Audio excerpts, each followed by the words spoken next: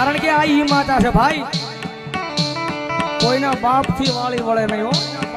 હા, એક વખત મેલડી અડે ને એટલે ભૂકા કાઢી નાખે. જે કે હકના હોય કોક દી આવ્યો. હા,